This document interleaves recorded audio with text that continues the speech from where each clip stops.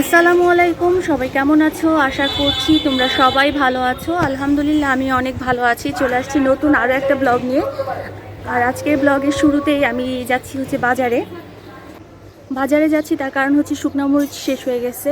তো আমরা শুকনো মরিচ একসাথে অনেকগুলো কিনে ওয়াশ করে সেগুলো রোদে শুকিয়ে মানে মরিচের বোটাগুলো ফেলে তারপর ভাঙাতে দিই। তো আজকে যাচ্ছি মরিচটা নিয়ে আসতে। তো ভাঙাতে দিতে দিতে হয়তো একটু বেশি সময় লেগে যাবে। তো যাই হোক, চলো আজকের ব্লগটা শুরু করা যাক। তো আজকে কিন্তু বেশ ভালোই রোদ পড়েছে, অনেক রোদ। আমি সামনে থেকে হেঁটে যাচ্ছি কারণ সামনে একটা রিক্সা নিতে হবে। এই গলির ভিতরে আবার রিক্সা পাওয়া যায় না, সেই জন্য।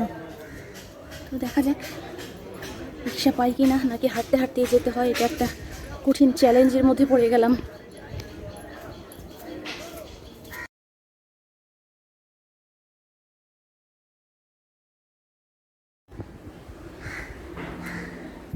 পেঁপে গাছটাতে একটা পেঁপে পেকে আছে, খাচ্ছে পাখি।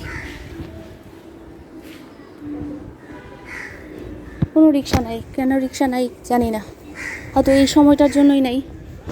কিন্তু রিক্সা ছাড়া এত দূর হাঁটা সম্ভব না কোনোভাবেই, একটু ওয়েট করতে হবে আর কি। এমনিতেই সাধারণত আমাদের বাসার সামনে রিক্সা পাওয়া যায়, কিন্তু আজকে একটু দেরিতে বের হয়েছি আমি, হয়তো সেজন্যই পাচ্ছি না। যাই হোক, দেখি কি হয়।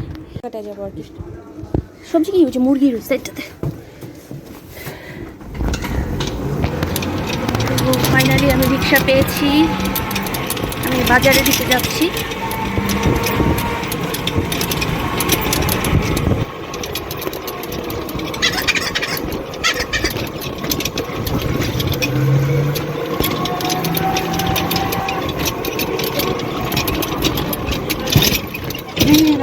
ঠান্ডা খাও।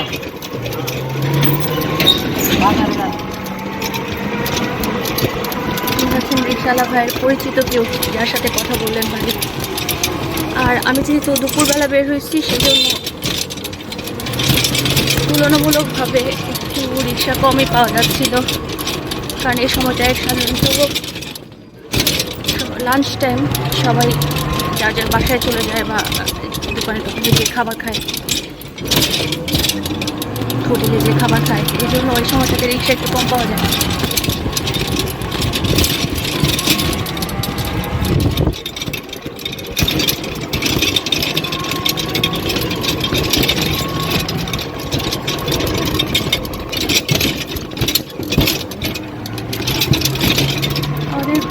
এই জায়গাগুলো যেগুলো দেখতে পাচ্ছি, ওগুলো অনেক পুরাতন বিল্ডিং।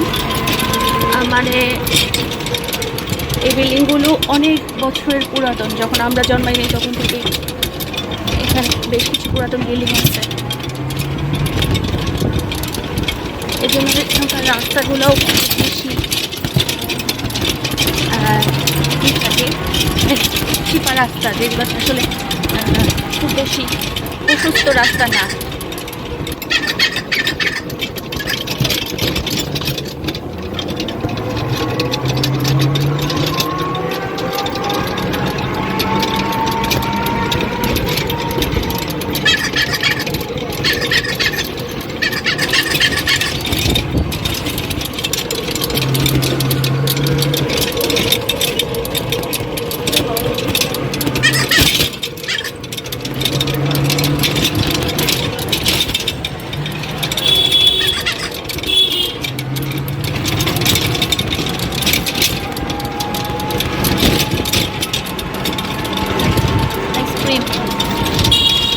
এই গরমের মধ্যে কুলফি আইসক্রিম সবাই পছন্দ করে, যার কারণে গলিতে গলিতে কুলফি আইসক্রিম পাওয়া যায়।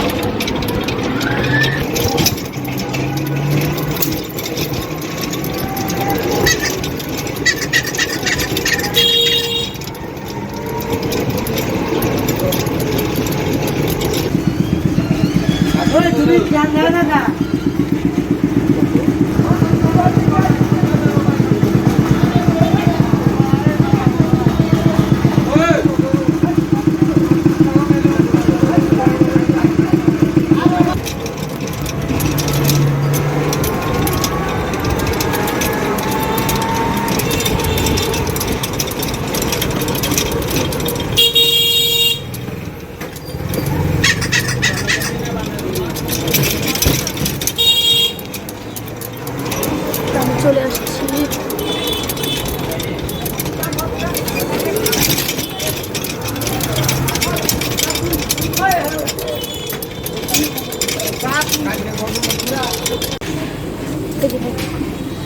এই যে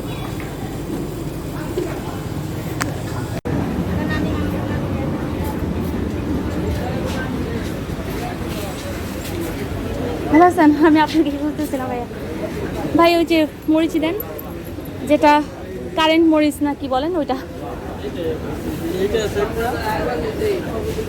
আমি নিব কোনটা সেটা বলেন আমার জন্য। হ্যাঁ হ্যাঁ, আমার ওই লাল বেশিটাই দরকার। আপনি দেন 2.5 কেজি দেন।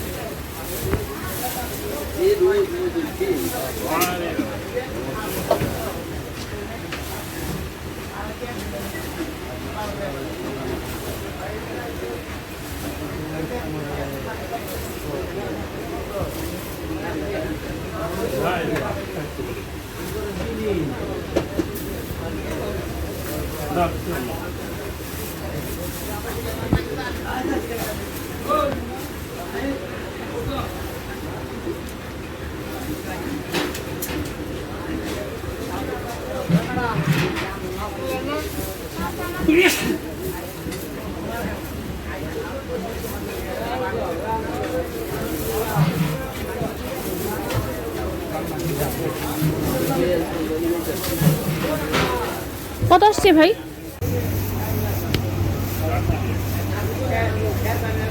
আমি আসলে মূল বাজারের ভিতরে ঢুকি নেই, জাস্ট একটা দোকান থেকে মরিচ কিনি সবসময়, তো ওইখান থেকেই কিনে নিয়ে চলে আসলাম। বাজারের উদ্দেশ্যে আসলে হয়তো ভিতরে ঢুকতাম, কিন্তু এখন তো বাজারের উদ্দেশ্যে আসি নেই, যার কারণে জাস্ট কাঁচা মানে শুকনো মরিচটা নিয়েই আবার ফেরত আসতেছি।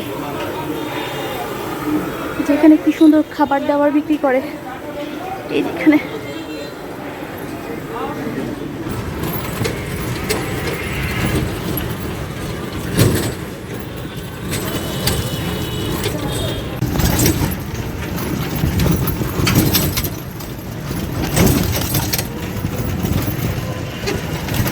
আসার সময় আমি খুব সতর্ক যাচ্ছি। আজকে বাইরের কাজগুলো অনেক বেশি আছে, এই প্রোডাক্টটা রেখে হয়তো বা বিকেলের দিকে আবার বের হতে হবে, কারণ মায়ের মেডিসিন নাই, সো মায়ের মেডিসিন আনতে হবে। এটার জন্য হয়তো বা সন্ধ্যার দিকে আবার একবার বের হতে হবে।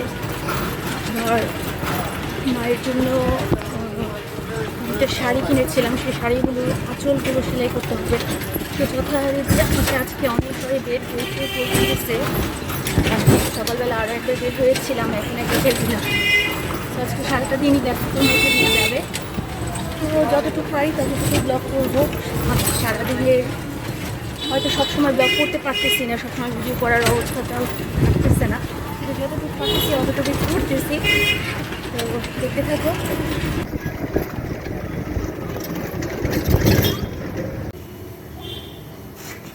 শিফু, এটা কি? এটা হচ্ছে পনির। পনির আমি এখন তরকারি রান্না করব। খাইছো কোনো দিন? জীবনেও খাই নাই। আমি এই জীবনে একবার খাইছিলাম, খাই আমার মজা লাগছে, পরে আমি আবার খাইতেছি। এখানে বেশি হবে না? না, বেশি কেন হবে? এটাই তো মেন উপকরণ, তাই না? এইটুকু কি আর বেশি তাইলে বলো? এই যে এখন আমি হচ্ছে, এটা আমার কিন্তু বড় ছিল, আমি অল্প একটু নিচ্ছি, বাকিটা রেখে দিছি। আজকে আমি করব হচ্ছে মটর পনির। এই যে মটরশুঁটি দেখো আমাদের ডিপে ছিল ফ্রোজেন করা, তো তো প্রথমে যা করতে হবে জানো, প্রথমে হচ্ছে কড়াইয়ে পনিরটাকে ভেজে নিতে হবে। আমার তরকারি হবে 1 ফোঁটা তরকারি, 1 ফোঁটা তরকারি, কিন্তু আমার বিশাল কড়াই। ব্যাপার না। তো এটা কোথায় খুঁড়ছুন, নাড়বো না। তুমি দেখছো ওইদিকে হবে, নিয়ে আসো। তো আমি পেয়ে গেছি যেটা খুঁজতেছিলাম। এখন হচ্ছে এগুলোকে তেলে দিয়ে দিতে হবে। তেলে দিয়ে এগুলোকে একটু ভেজে নিতে হবে।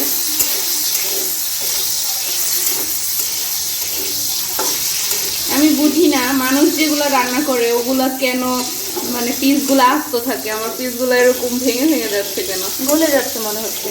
হ্যাঁ আমারটা গলে যাচ্ছে, কিন্তু মানুষ যখন ফ্রাই করে না মানুষের পিসগুলো আস্তে আস্তে থাকে, নাকি ওদের চিজ অন্যরকম চিজ থাকে কোনো, না উঠে গেল আর বেশি ইয়ে হয়ে গেলে।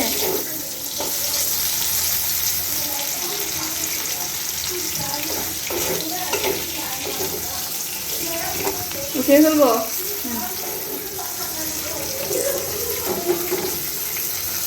আর ওদিকে চিৎকার চেঁচামেচি হচ্ছে, কারণ বাসায় বকর বকর করতেছে সবাই।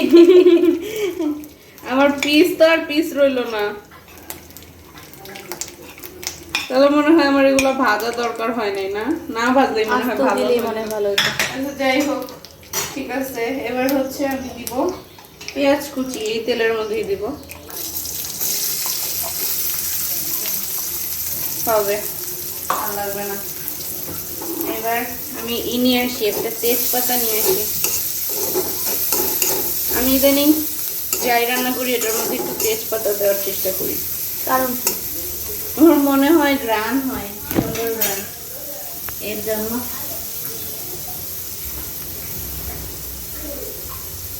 পনির ভাজার পরে যে একটা সুন্দর একটা স্মেল বের হয়েছে, মানে তেলে ভাজার পরে স্মেলটা ছড়িয়ে গেছে।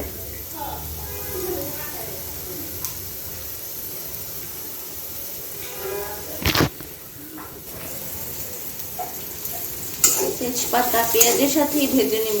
শোনো, যেটা আস্ত থাকে, যেটা তুমি বলতেছো, আমার ধারণা, আমি শিওর না, কারণ আমি যখন কিনতে গেছি তখন ওই লোকটা বলতেছিল যে যেটার মধ্যে লবণ আছে সেটা হচ্ছে শক্ত পনিরটা।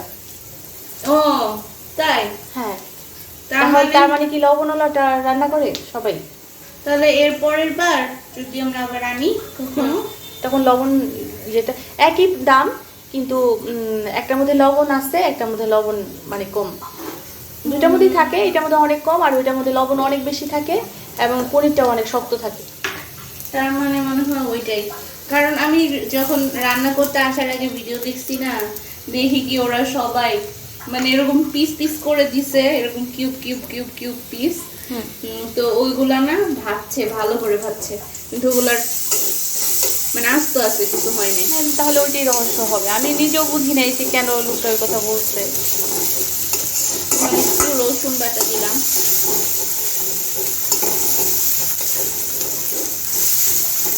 একটু কমাইতে হবে।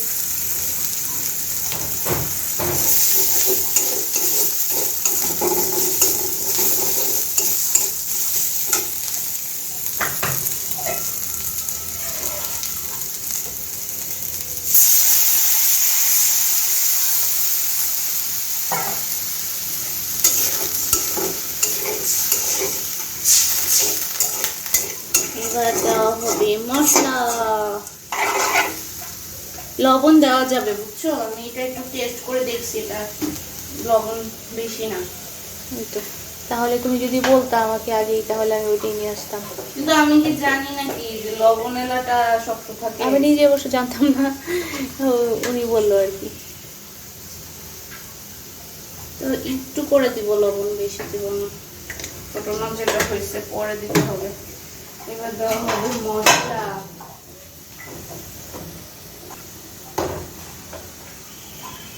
হলুদ 1 চিমটি, মরিচ একটু বেশি 3 চিমটি, আর একটু ধনে গুঁড়া, হলুদের থেকে একটু একটু বেশি। এই হয়ে গেল আমার মশলা।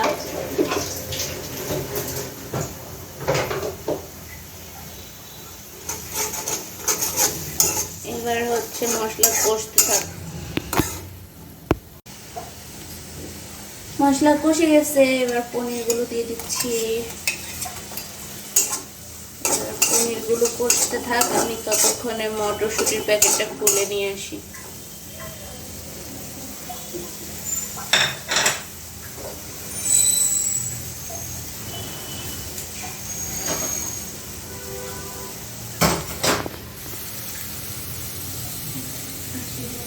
মটরশুঁটি এগুলোকে এখন দিয়ে দিচ্ছি। আগে আগে দেওয়ার কারণ হচ্ছে এগুলো একটু জমে জমে আছে, ঠান্ডা তো।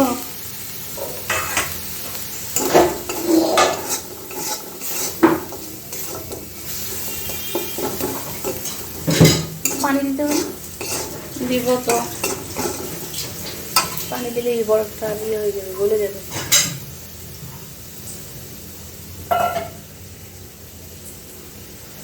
যেহেতু মটরশুঁটি সিদ্ধ করা, তাই বেশিক্ষণ রাখতে হবে না। এখানে কাঁচা মরিচটা দিয়ে দিলে ভালো হবে। এখন একটু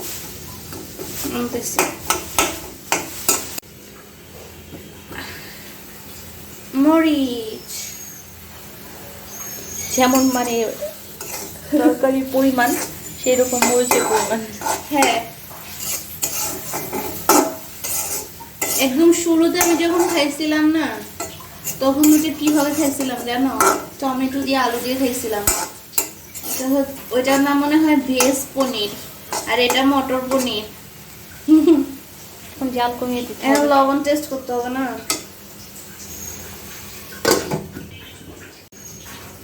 ঠিক আছে, আর লাগবে না। এখন এটা একটুখানি সময় থাকবে, তাই তো? হ্যাঁ, বেশি লাগবে না, অল্প কয়েক মিনিট। আস্তে আস্তে কালারটা সুন্দর হচ্ছে। তেল উঠছে দেখো কিছুটা,